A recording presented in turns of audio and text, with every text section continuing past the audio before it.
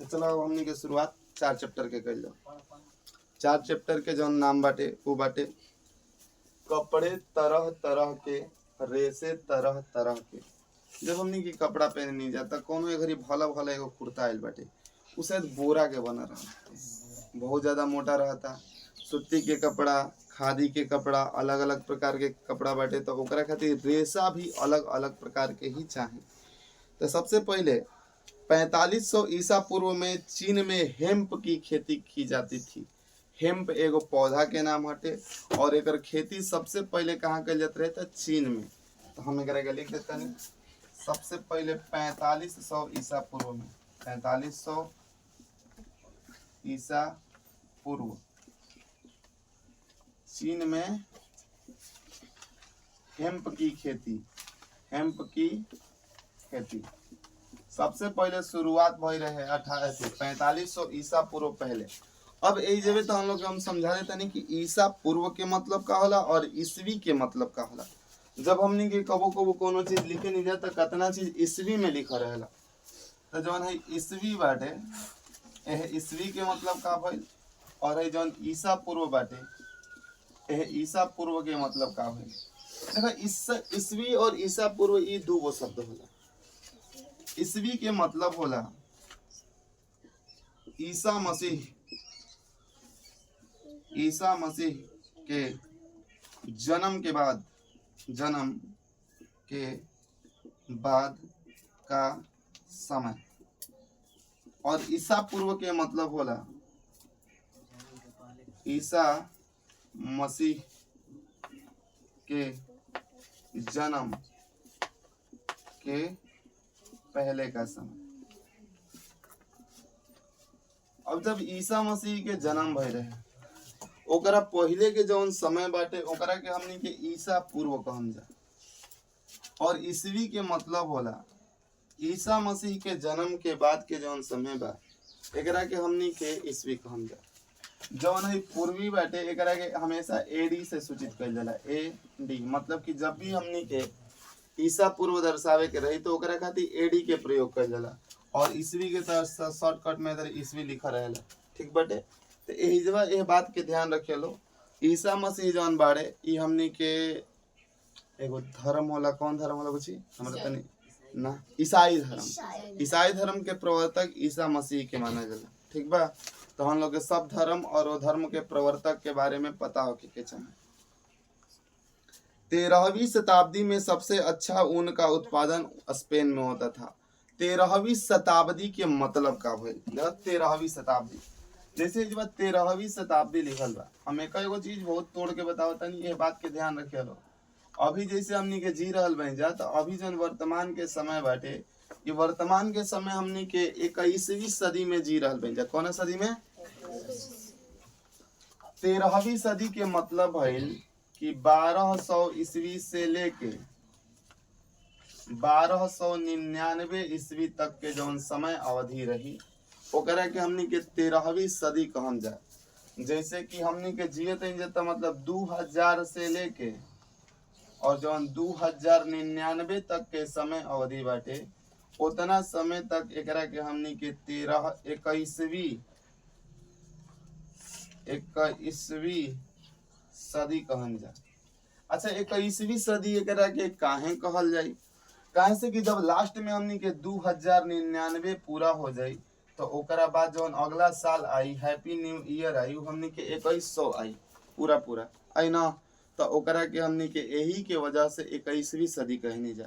और जब पूरा 2100 पार हो जाई तो जब 2101 आई, कबो ना कबो ई साल आई ना 2101, तो एकरा के हमनी के 22वीं सदी कहम जा। 22वीं सदी। सदी के मतलब होला 100 वर्षों की समय अवधि। अगर एक साल में 100 बरिस के जौन समय अवधि बा ओकरा के हमनी के सदी कहनी जा। 10 साल के जौन समय अवधि बा एकरा के हमेशा दशक कहल जाला। और 365 दिन के जौन समय अवधि बा एकरा के एक वर्ष कहल जाला। 30 दिन के जौन समय अवधि बा एकरा के हमनी के एक महीना कहनी जा। 7 दिन के समय अवधि के एक सप्ताह। ठीक बटे। 24 घंटा के समय अवधि के एक दिन। और बाद 60 मिनट के जौन समय अवधि बा एकरा के एक घंटा। और 60 सेकेंड के जौन बाटे एकरा के 1 मिनट कहल जाला। इस तरीके से ई सब जौन बेसिक चीज बा ई तो मतलब दूसरा टॉपिक में हमनी के घुस गनी जा। ई साइंस में तो पढ़ाई के नहीं के, लेकिन जब टॉपिक आइला तो हम एकरा के बता देनी कि याद रखे लो कि सदी के मतलब का होला और ईस्वी के मतलब का होला। ऐसा अनुमान है कि सन से प्राप्त रेशे से ही सबसे पहले वस्त्र निर्माण किया जाता है। सन के बारे में सुनलो जो नहीं, सन बाटे एकरा के पूरा जो एकर नाम होला उ होला पटसन, और पटसन के मतलब होला पटुआ। पटसन के मतलब का होला पटुआ। पहले के जमाना में आदमी पटुआ के रसरी के बहुत ज्यादा प्रयोग करत रहे। पटुआ के रसरी से अगर कोनो भी चीज के खाली हुम्माच के बांध दिया जाओ तो ओकरा के खोलल नामुमकिन रहे, बहुत ज्यादा मजबूत होत रहे। तो सबसे पहला वाली जो मतलब कि वस्त्र तैयार भई रहे उ शायद सन के पौधा से भई, यानी कि पटुआ के पौधा से भई रहे। ऐसा आदमी के कहे नाम बा, एकरा वजह से वो किताब में लिखल बा।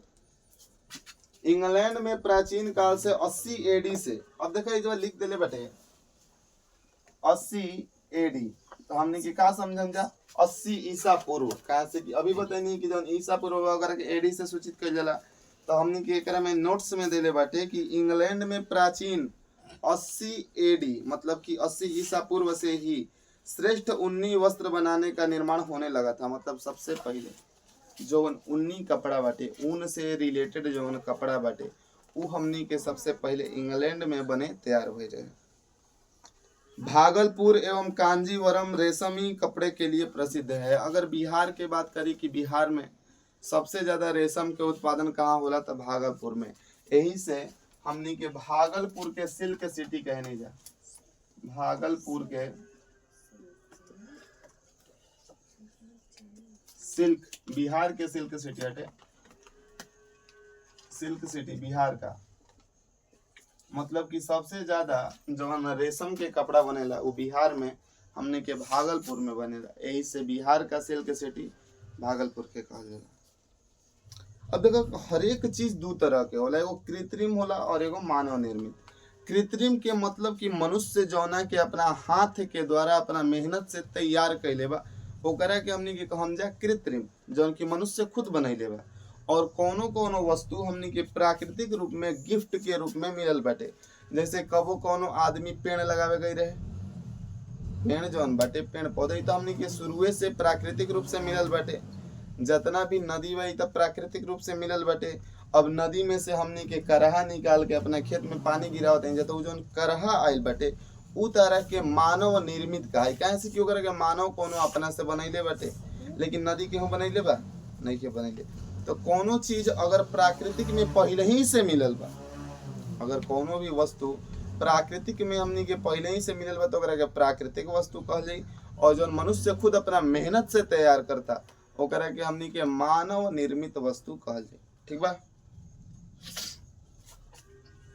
मानव निर्मित रेशा को कृत्रिम रेशा कहते हैं, ये बात बतेला सही है। सबसे पहले कृत्रिम रेशा का निर्माण किया गया था रेयान। सबसे पहला मतलब कि मनुष्य जौन रहे सबसे पहला सबसे पहला कृत्रिम रेशा, सबसे पहला जौन कृत्रिम रेशा रहे ओकर नाम रहे रेयान। रेयान जौन रहे ये मनुष्य सबसे पहला यही रेशा के निर्माण कैले रहे। रेयान सबसे पहला मानव निर्मित यानी कि कृत्रिम रेशा था। रासायनिक संश्लेषण की प्रक्रिया के द्वारा निर्मित रेशों को संश्लेषित रेशा कहते हैं। देखो सबसे पहले अब जौन हमनी के पास रेशा बाटे, कितना आदमी ओकरा का डिजाइनिंग देवे खातिर मशीन में ले जाई, ओकरा पे तरह तरह के तो मतलब कलर डाली, हेजवा हाथ में दूर लाल, हेजवा पियर, हेने उजर, हेने करिया, अलग अलग प्रकार के एक ही रंगवा पे ओकरा के कलर कर दी। तो जौन रासायनिक रूप से हमनी के रेशा के संश्लेषित करे के प्रक्रिया बा ओकरा बाद जौन रेशा तैयार होला ओकरा के कहल जाला संश्लेषित रेशा। एग्जाम्पल के तौर पे नाइलॉन आ जाई, डेक्रॉन, टेरिलॉन, पॉलिस्टर, टेरिकॉट इत्यादि। पॉलिस्टर के कपड़ा सब कोई देखले हुई, पॉलिस्टर के कपड़ा देखल बड़ा छलकौआ नहीं रहेला। 1946 ईस्वी में भारत में रेयान का पहला कारखाना केरल में स्थापित हुआ। है जौन रेयान बाटे, ये रेयान के सबसे जौन पहला कारखाना बा हमनी के केरल में स्थापित किया गया रहे। तो अगर पूछी कि रेयान का सबसे पहला कारखाना कहाँ स्थापित किया गया था, तो हमनी के आंसर का होई केरल। नाइलॉन का निर्माण कोयले, जल और वायु से किया जाता है। मतलब कि जो नाइलॉन होला, नाइलॉन, ये जो नाइलॉन एगो रेशा हटे, एकर निर्माण में कोयला के प्रयोग कइल जाला, जल के प्रयोग कइल जाला और हवा भी रहे के चाहिए। जल, वायु और कोयला, अगर ये तीनों चीज रही तबे हमनी के नाइलॉन के निर्माण कर सकत हनी जा। अब बताओ, जब हमनी के नाइलॉन के कपड़ा पहनम जा तो ओकरा में आग लगे के संभावना बहुत ज्यादा रही ना, कहे से कि उ तो मतलब आगे से हमनी के कोयले से बनल बाटे, तो जौन जौना चीज से बनल बाटे ओकरा में ओकर संभावना तनी ज्यादा रही ना। नाइलॉन रेशा मजबूत, लचीला और हल्का होता है। जो नाइलॉन हमनी के रेशा होला, लचीला मतलब कि लचके वाला होला। गीत बाटे ना कि बहंगी लचकत जाए, एकर मतलब कि उ बहंगी बहुत ज्यादा लचकेला, बहुत ज्यादा ढीला रहेला, बीच में जंप करेला। तो वही तो लचीला के मतलब मुलायम, एकदम फ्लेक्सिबल। और ओकरा बाद हल्का के मतलब तो हम लोग के समझावे के पड़ी। हल्का मतलब कि जौन टांगला पे उठबे मत करो, ओकरा के हल्का कहा जाला, ओकरा के भारी कहा जाला। ठीक। पैराशूट और चट्टान पर चढ़ने हेतु रस्सी को बनाने के लिए नाइलॉन का, हमनी के फिल्म में अक्सर देखले रहे निजा, इधर इधर घुमा के फेंकेला सन, ऊपर फंस जाला। और रस्सिया के माध्यम से पहाड़ पे चाहे पेड़ पे चाहे कोनो आदमी के घर में जब घुसे करेला चोरन के, तो घुस जाला सन। तो जौन रस्सी बना रहेला वो नाइलॉन के बना रहेला। मतलब कि नाइलॉन एक तरह से मजबूत रेशा है, इहे बतावल चाहता। सूती वस्त्र जल्दी से पीली लौ के साथ जलता है। जब सूती कपड़ा के हमनी के जलाइम जा, अगर पहचान करे के बा कि सूती कपड़ा कौन है, तो ओकरा के जरा के देखो, अगर ओकर धुआं पियर निकलत है, मतलब कि जब ओकरा के जरावत नहीं जा और पियर पियर लगता, तो एकर मतलब कि वो सूती कपड़ा हटे। इसके देखो, जब हमनी के मान के चल आग लगावन जाए तो आग कैसन होला, लाल छाए, मतलब कि लाल टाइप के। वही तरी जब सूती कपड़ा के जलावल जाई तो वो पीला टाइप के जली, और पीला टाइप के जलता तो समझ जाइए कि सूती कपड़ा या सूती वस्त्र जल रहा बाटे। ट्राई मत करिए लो। इसके जलने पर उसमें से कागज के जलने जैसी गंध आती है तथा भूरे रंग की रख शेष बच जाती है। अगर जहाँ राखी बच जाई वो भूरा रंग के रही, और कागज जरला के बाद जैसन गंध यानी कि महक देवेला, वैसने महक हमनी के सूती कपड़ा के जलैला से। ओकरा बाद बाटे कि शुद्ध नाइलॉन अज्वलनशील है। मतलब कि जो एकदम सही में 100% शुद्ध नाइलॉन बाटे वो आगी में कबहू जर नहीं खे सकत। मतलब कि वो शुद्ध जो नाइलॉन बा ई अज्वलनशील होला। मुख्य रूप से रेशे दो प्रकार के होते हैं। जो रेशा बा हमनी के दो तरह के होला, एगो प्राकृतिक रेशा और एगो संश्लेषित रेशा। प्राकृतिक रेशा जो की प्राकृतिक में हमनी के पहले ही से विद्यमान बा, ओकरा के प्राकृतिक रेशा कहल जा। और प्राकृतिक रेशा में अगर हमनी के कोनो संश्लेषण करके फिर ओकरा में अलग प्रकार के डिजाइनिंग वजाइनिंग दे रहल बन जा, तो ओकरा से जो रेशा बनी ओकरा के कहल जाला संश्लेषित रेशा। और एक तरीका से सेलुलोज, रेयान रासायनिक क्रियाओं द्वारा प्राप्त होता है। जो सेलुलोज होला, रेयान होला, ये हमनी के रासायनिक प्रक्रिया से प्राप्त करनी जा। नाइलॉन पूर्णतः पहला संश्लेषित रेशा है। जो नाइलॉन बाटे ये हमनी के पूर्णतः मतलब कि पूरा तरह से पहला संश्लेषित रेशा है। संश्लेषित रेशा पूरा तरह से सबसे पहला संश्लेषित रेशा नाइलॉन। और ए तरीका से हमनी के दूगो चैप्टर के मतलब कि खत्म कर देनी है। आगे अब तो हम लोग अगला क्लास में पढ़िए। बच्ची।